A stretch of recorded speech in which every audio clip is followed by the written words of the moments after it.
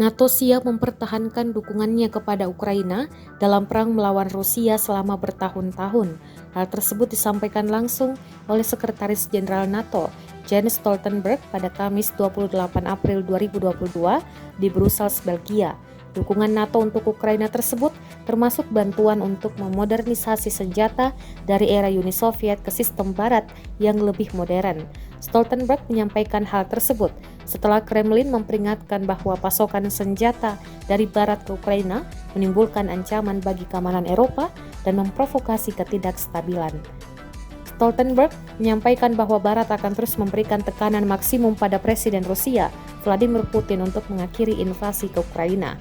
Sebagian besar senjata berat dari negara-negara NATO ke Ukraina sejauh ini adalah senjata buatan Uni Soviet yang dari negara-negara anggota NATO di Eropa Timur.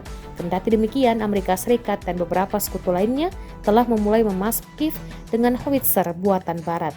Jerman pada Selasa 26 April 2022 mengumumkan pengiriman tank Gepard yang dilengkapi dengan senjata anti pesawat ke Ukraina.